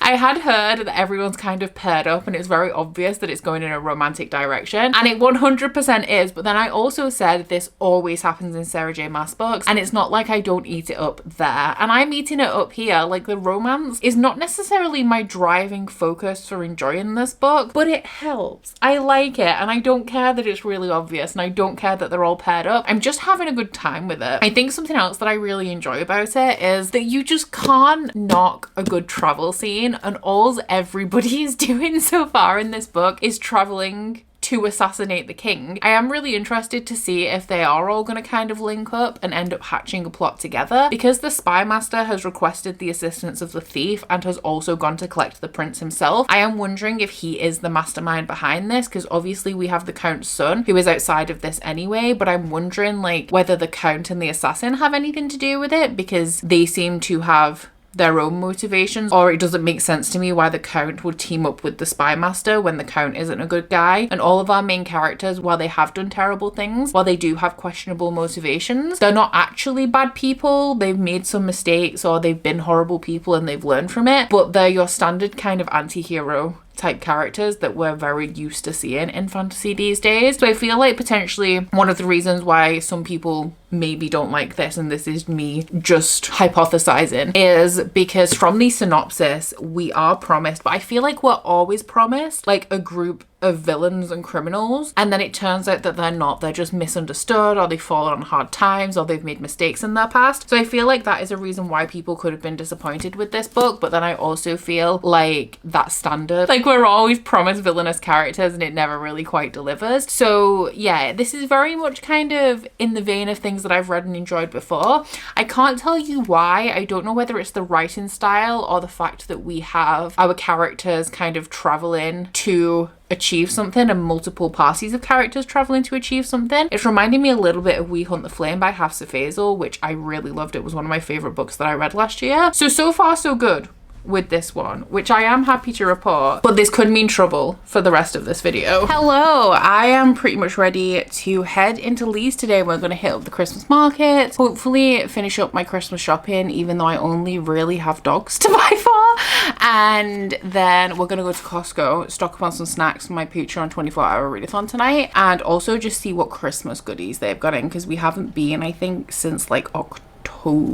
I should actually have a look around the kitchen and see if there's anything, you know, that I really need to stock up on where it would be really helpful to go to Costco. So maybe I'll do that before we leave. It's super early, even though you wouldn't know it from the lighting in here. It is dark. It's like 8:55, but I have nearly finished this. I have like 60 pages left. I'm on page 362. I think combining the audiobook with the ebook has really contributed to the speed with which I've read this one, and I'm still having a really good time with it. I find that I'm second guessing myself, and I don't know if that's a me problem, because I don't think it's the book. I think I am enjoying the book, but then I'll be like, are you really enjoying this? Are you really going to shelve this? Are you really having a good time? And I'm like, yes bitch, I am. Why are you gaslighting me? So it's definitely like a little bit contrived. It's a little bit obvious the way that everyone kind of pairs off throughout here, and it's definitely like it's the pairings that they start out in, and it's immediately obvious from the beginning, so it's not like there's any surprise there at all. Now there is going to be a plot twist in here somewhere. Like, I can feel it coming, and I just really hope it's not the obvious one. Like, there's one character in here that seems a little bit more suspicious than the rest. We're at a point where it seems like somebody is working behind the backs of everybody else and maybe has their finger in one too many pies. And I feel like as we move towards the end of this book, we're going to get a reveal about who that is. And I'm just really hoping that Mike Holland has been leading us to believe that it's a certain character, and it turns out not to be, because if it is that character, it's a little bit too obvious. Like, I've known it from pretty much their second or third chapter that they are the ones, if it does end up going down that route. So I hope that the plot twist is a little bit more twisty, because on the flip side of that, if it isn't that character, I have no idea who it would be. And I feel like the majority of them could have solid motivations for being the one betraying the rest, but there's a kind of no obvious indication about who has the stronger motivation motivations or why at this point in the story they would choose to betray the rest of the group. Speaking of that, actually, this is like a group heist story, because the last time I checked in with you, like, I wasn't sure whether we were all gonna like go our separate ways to kill the king or whether it was a group effort. It is definitely a group effort, and in that regard I could see how this book has been compared a little bit to Six of Crows. It is very much like a group of downtrodden individuals that are exceptionally skilled in their field, put together, given an offer they can't refuse, to kill the king, whether that is for revenge, whether that is for personal gain, whether they've been blackmailed into it, whether they're being paid very well. And obviously, because of their various professions, they can't quite trust each other. They all have murky backstories. They all have pretty valid, at least in their minds, reasons to betray each other. And so there's this element of trust, like, who is betraying everyone? Is anyone betraying anyone? What is the plot that's going on behind this? Like, what is the grander scheme of things that we're talking about here? It's decent. Like, I'm enjoying it. I'm having a good time. I'm definitely enjoying it a little bit more than I expected to. It's an adult fantasy, and I understand as well why it's been criticized as being more like a YA. I think it is because it has a lot of elements of things like Six of Crows, which in my opinion is a YA that should have been an adult. But at the same time, I don't have any qualms kind of like saying this is an adult fantasy. It doesn't feel overly YA to me, although it does have a lot of tropes and themes that I guess we were introduced to and have come to love through the YA demographic. So yeah, so far so good. I've just been listening to the audiobook while I've been getting ready, but I'm going to switch over to the ebook and take the ebook with me today. Like I said, I have a 24-hour Patreon readathon starting at 6, so if possible I would like to finish that one before then, so we could pick out something else to read over the 24 hours with my patrons. So I did manage to finish my book before the 24-hour readathon with my patrons started. However, I did not manage to select a new book in time because we only got home like 15 minutes before the kickoff sprints. So I did finish 5 Broken Blades, and I really enjoyed this one. I'm not sure how long the series is going to be. I actually, like with In the Ravenous Dark, I haven't looked this up yet to kind of see what the tea is on Goodreads, but I do plan on continuing on with this series. Spoiler alert, it is going to be a Shelve. It's not like the best book I ever read, but I had a really good time while I was reading it. I liked the world, I think, more than anything. The characters were good, it was enjoyable. The plot, if I thought really hard about it, I could probably find holes in it. It didn't come together in a way that I necessarily predicted, but the plot twist wasn't as clever and shocking as I anticipated. But it was still good, and like everything up to that point was a good time. Like I said, it did really help that the audiobook was full cast, because I'm a sucker for a full cast audio. And also in terms of the pace with which I read this, it does have really short chapters, which as we know always helps. But according to Goodreads, it has a 3.83 rating, so that is pretty decent, nothing amazing. Kind of makes sense though for the book, because like I said, I understand some of the criticisms with it, but I personally had a really good time with it. The reason why I like the world so much is because I feel like Mike Holland has put thought into the different areas of this world, the different countries that we have, the different regions within the country that we're in specifically, and the specific difficulties they've faced historically, like what their relationship has been, tensions politically between different areas of this world, and that really does underpin the plot. So while the characters were a little bit predictable, they weren't as deep as I enjoy from like a true complex adult fantasy. Being on the backdrop of this world where I felt like the world building was well grounded made this a story that I actually ended up really enjoying. So that means that we are going to be going ahead and shelving this one. So it's going to be real interesting actually what I pick next, because I have no idea kind of what we're going with. I have done a little bit of something. I haven't done the full rearrange that I keep saying that I need to do on the shelves upstairs, but while I was filming the entire own TBR, like I've put them back slightly differently. Like I've made a start, and I'll show you what I mean when we get up there, because that's where we're going to be shelving 5 Broken Blades, because I'm running out of space down here for new things. Now that I have put my paperbacks back on the shelves, we have gained a smidgen of room in here. Hamilton's Cat Tree cannot go back down until the Christmas tree goes down, so that's still here, but I've got some space around the shelf specifically. I also use this room to store all of my Christmas presents until they're like wrapped and sent off to the people that they're going to. So it's still a little bit chaotic, but we have room where we need it. Now the slight alterations that I have made to these shelves. Originally, as we know, I had them organized by book box. So we had Fairy Loot, and then this was like GSFF Unlocked Library, Illumicrate, Book of the Month, and then like duplicates and also author collections were down at the bottom. That obviously throughout the course, like we've seen throughout the series, that has been becoming more and more unfeasible as time's on. And then also we didn't really have any books that I read up here up until we've been working through Shelve It or Scrap It, and I'm running out of space downstairs when I'm trying to keep series together and authors together and things like that. So we still need to do a full redo in here. Still don't want to do it.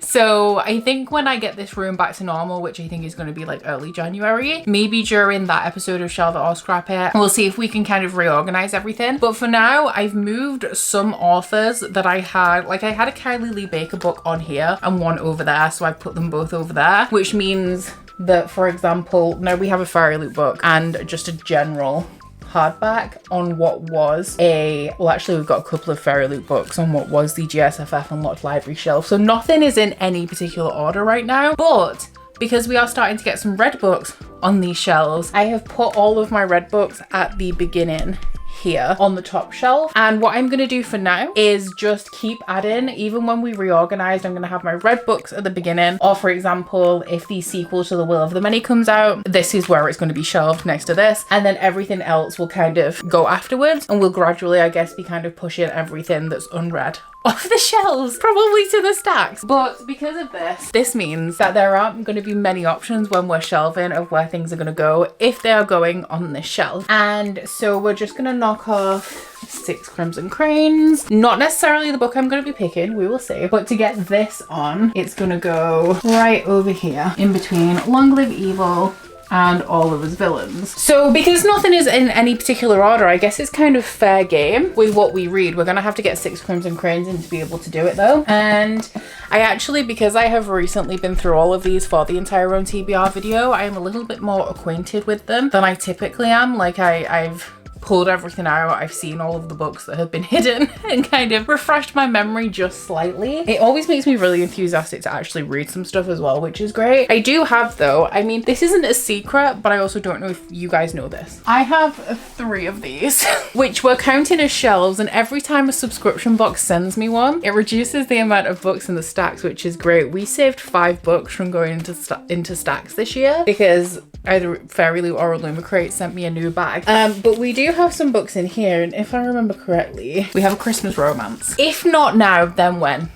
Is what I'm saying. It doesn't go with my prompt for my 24-hour readathon with my patrons because we do have one. It's not compulsory, it's just if anybody would like a little bit of guidance, if they want an idea of what to pick up if they're struggling. And this time is a book with royal words in the title or mentions royalty in the synopsis, and I'm pretty sure this is a contemporary Christmas romance, a sapphic one as well. I have owned 3 Christmas romances my entire life, and all of them have been sapphic, all from different subscription boxes. I don't know why. That's just the way the cookies crumbled. Let's see if I can get this into my fake shelf. There we go, and then we will just slip this right back up here to be forgotten about probably until I film next year's entire one TBR video. So this one is one obviously that I think I can read pretty quickly. It's suited to a 24-hour readathon as well, and like I said, 'tis the season. If I don't read this now, I'm not gonna have time to read it outside of Shelve It or Scrap It, and it'll be sat there for at least another 12 months. The plot of this book is exactly the same as the plot of Make You Mine This Christmas. I'm not even joking. Like, this is scarily similar. So this is following a character called Ellie who got her dream job in animation, and on Christmas Eve she met a woman in a bookstore like in Make You Mine This Christmas, and they had the best meet cute ever. She fell in love with this woman over a single night, and then it says there was betrayal the next morning, and she also lost her job soon after. So since then, like, she's not heard from this woman again at all, and she starts working at a coffee shop where her landlord suggests that they have a marriage of convenience so that he can get his inheritance from his family. Now, our main character doesn't have very much money, so I'm not sure. Yeah, that is going to help her. Like, he's going to also give her money to alleviate her financial woes and isolation. And during the holidays, when he takes her as his fiance, his fake fiance, home to meet his family, she finds out that the woman that she had a meet cute with in the bookstore last Christmas Eve is this man's sister. Is that or is that not exactly what I've just read? But I think that this one's set in the US, where the other one was in the UK. So I guess we'll see who did it better, seeing as these plots are literally exactly the same. Good morning, my guys. I am going to be hopping in on some more Patreon sprints in about half an hour to get some more reading done for the second half of our 24-hour readathon. But I wanted to give you a little bit of a progress update on Kiss Her Once For Me by Alison Cochrane, because I'm not as far in as I would have liked to have been at this point. I've been for a run. I'm so cold. So cold, but I have been for a run this morning, and I picked up a milk frother from Costco yesterday, so I made myself the best latte. Honestly, my coffee game was pretty strong, but it's even better now. But yeah, I've spent my morning doing some bits like that, and now I've got myself all cozy. I'm ready to get some reading done, and I'm hoping to have this finished by the end of the readathon, which is like 200. I think it's exactly 200 pages, which should be fine. But this one is pretty much exactly as I laid it out in the synopsis earlier, and also exactly like Make You Mine This Christmas. We are following a young woman who is very obviously modelled off Zooey Deschanel, and I don't know, I'm a massive fan of New Girl, and I've been a fan of Zooey Deschanel for a long time, like 500 Days of Summer, one of my favourite movies. And I don't know, to be fair, where she's actually from, but I know in New Girl she's from Portland. This book is set in Portland, so immediately, especially when we look at the cover, and it's this one is the main character, she was definitely giving me Zoe vibes, and then it actually picked up on it in here, like it mentioned it. One of the side characters called her like Zooey Deschanel, but like with a certain twist, and now that is literally all that is in my head as I'm reading this. But she is essentially riddled with anxiety all of the time, which is a little bit too relatable. She is in an emotionally abusive relationship with her parent, which is her mother. Her dad kind of abandoned them when she was a kid, and she doesn't see him very often. Her mother is constantly asking her for money. Now on top of this, she has moved to Portland. She's originally from Ohio, and she got a job at an animation studio, and within a few months she lost her job, and she really takes the blame for that, even though it's not necessarily her fault. Like, there are things that she could have done, but at the same time it was also just a case of like, shit happens. And when she was at her height, when she was working for this company as an animator, she had a 10-year plan, she was on top of her game, and one Christmas Eve she met this woman called Jack. Now it was in the middle of a snowstorm, so they ended up kind of spending the night together. They walked all through the city, they had a great time, and our main character as an animator also has a webcomic online where she has narrated the story of this one day, this one Christmas Eve that she spent with this woman. That is interspersed throughout the book in these little chapters that is like putting together the picture of what actually happened with them that night. Now in present day, she's lost her job, she's working as a barista, she hates her boss, her mum's constantly asking her for money, her rent is going up, she's applied for a promotion at work, but like she hates her boss and he doesn't like her very much either. And one day the landlord of the unit that the coffee shop rents comes in, he hears her kind of ranting or venting about all of these things that's like going on, and how she doesn't have any money and how she's not going to get this promotion. And his grandfather has recently died, but nobody in the family really liked him. He was kind of like a grumpy old rich man that didn't really spend too much time with his family, and so nobody's too sad that this man has died. But he has put an addendum on his will that Andrew can only receive his inheritance when he's married. So when he hears our main character Ellie complaining about all of her money problems, he's like, I know the exact thing that can solve all of our problems. We'll get married, in 12 months we'll get divorced, I'll get my inheritance, I'll give you $200,000 for the trouble, and we'll both kind of go our separate ways. And she, after a lot of alcohol and some convincing, agrees to this. And the two stipulations that this guy has is that they cannot let anybody know that this is fake, that it's not real, and also that she has to come home with him for Christmas with his family. So this is mainly set at this family Christmas, and as soon as she arrives, this guy's sister turns up, and it turns out that the sister is the woman that she spent that Christmas Eve with, that she's lost contact with and never spoke to again. She's kind of assumed that it meant nothing to this woman, even though it meant everything to her. And like I said, one of Andrew's stipulations is that they can't let anybody know that they're dating, so she has to kind of go along with the facade of being the perfect fiance when she actually only really has feelings for this woman. She's also, as well as being bisexual, she's demisexual, so building an emotional connection with somebody that is enough to lead to romantic feelings is a really big deal for her. And so I think that's contributed to why she can't let this woman go, like this woman that made such an impact on her life in such a short space of time. So it's definitely providing the vibes, the same vibes as Make You Mine This Christmas.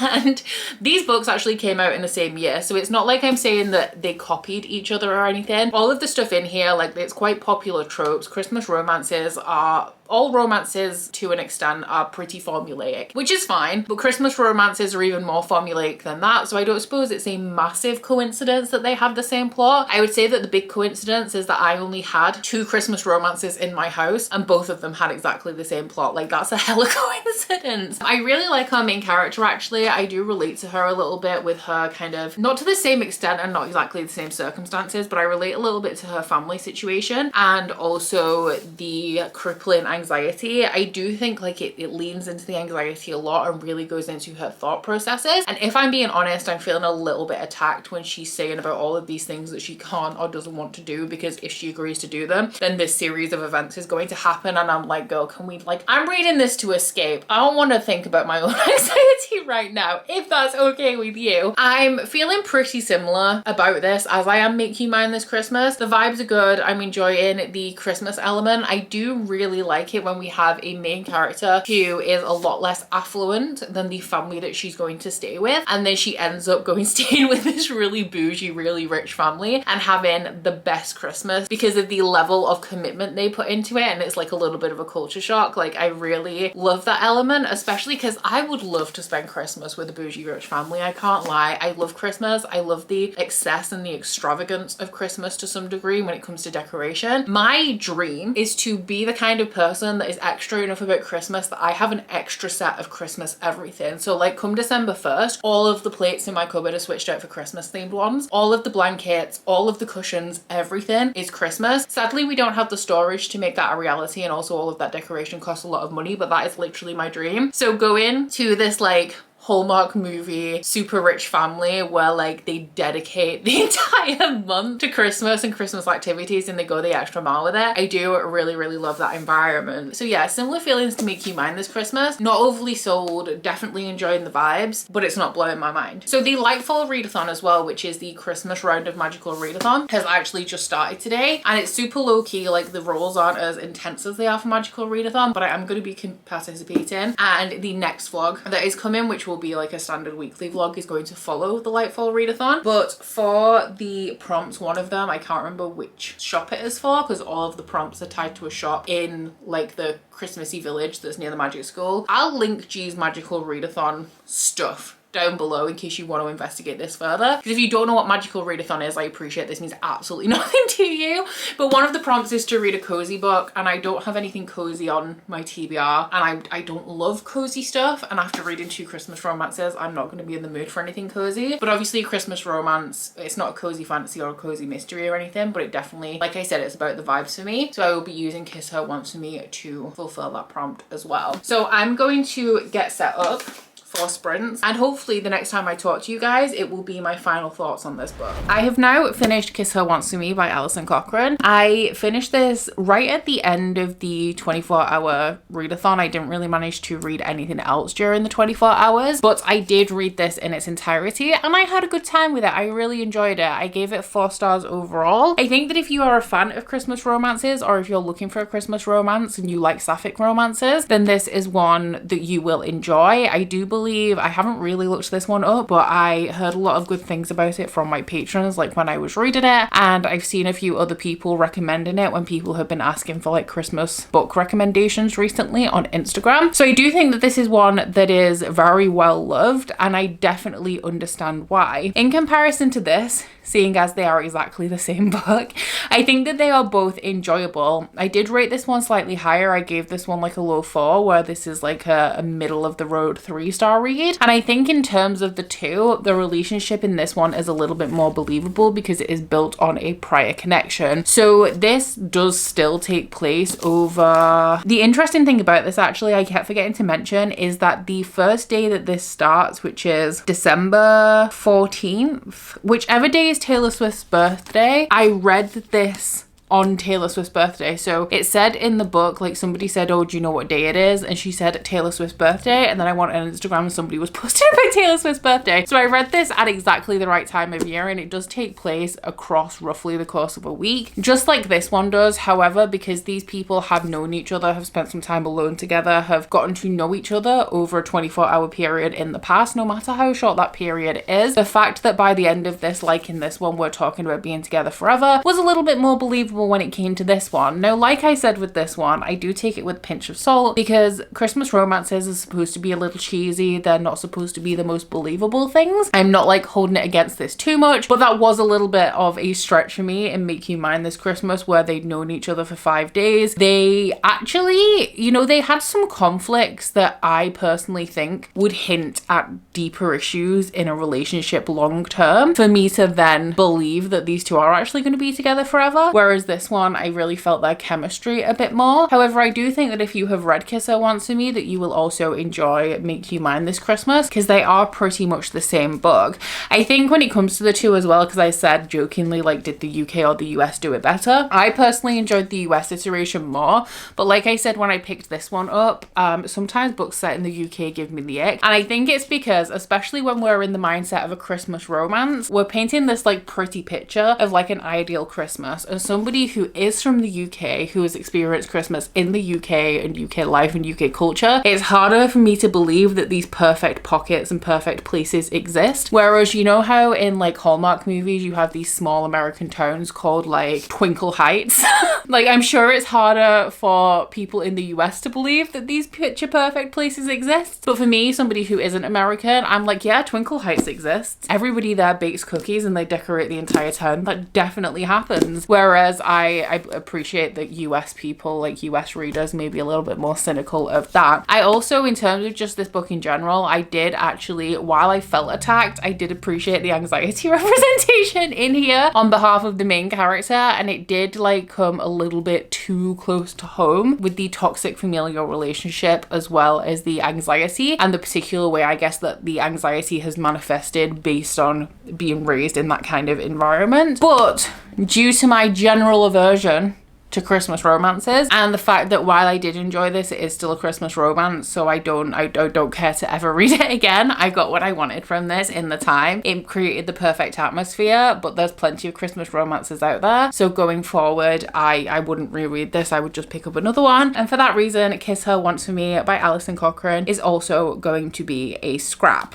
So that does bring us to the end of this cozy Christmas episode. I am really happy that I managed to get through both of the Christmas romances that I owned in this one. I know a lot of people get stressed out by big TBRs, and I've had questions like that in the past, like, oh, doesn't having this many unread books stress you out? Like, that would really overwhelm me. And aside from the fact, obviously, that I'm trying to get rid of stuff on the floor because I don't want things on the floor, because having a lot of stuff like that feels overbearing does stress me out. But generally, like, the number of books that I have unread does not bother me at all. Something that does stress me out is having books like this that need to be read at a certain time, and if you miss that window, if you don't get to them, then you have to wait like another 12 months for the time period that you can read these to cycle back around. And I know some people do things like Christmas in July, but I am not some people. Like, these get read in December or they do not get read. So my favorite takeaway from this episode, the best outcome of this episode, is that we did manage to get rid of both of these, and now I don't have any Christmas romances. This also gives me the freedom, because I don't think I currently have any subscription boxes that are going to be presenting me with any Christmas romances in the future, and I can skip them anyway. But this does give me the freedom in the future, if I wanted to check out Christmas romances based on a whim, based on Kindle Unlimited, I can do that because I don't have anything in my backlog. So in total for this episode, it was a decent one. We didn't get through too many books. It wasn't high volume, but I did read everything, and everything in here actually was either enjoyed or partially enjoyed, I want to say, because I did scrap 3 books, which is 75% of what I read. These 2 purely because they're Christmas romances. This one was a disappointment, but it was so promising. It's books like these, I guess, and also books like this, which is my one Shelve, that this project is for, because this one, based on reviews, I didn't think I was going to enjoy it, and I was surprised. And this one I started off really enjoying. I never really would have picked this up. This would have languished on my shelves forever and then maybe eventually been on hold. This one was very promising and sadly did not deliver. So definitely overall, I would say that it was an enlightening episode. So now we have 71 books in the stacks going into 2025, which is not ideal, but it is what it is. I'm going to have a think about how we can tweak the rules slightly to make this a little bit more productive. I think we have already had like one big step in the right direction, especially given that I now have the results of my entire own TBR and they're positive. We're over like 20 books down on where we were last year, which is a step in the right direction, but we want to keep making steps in that direction. So I'm going to have a think about how we can tweak the rules of Shelve It or Scrap It to keep up that forward momentum, but without this becoming overwhelming and something that I don't want to do and something that I really struggle to produce every month, because the crucial element of this, while it is productive, is also that I continue to enjoy it, and that's something that is super important about this challenge. But what I can tell you is that for the next episode we are going to have a little bit of a special one, a deviation from the norm, and they don't know it yet. This will be the first inkling that they have, I believe. But for the next episode of Shelve It or Scrap It, the first episode of 2025, my patrons are going to be picking the books that I read from the stacks, and I'm scared. I don't know how this is going to go.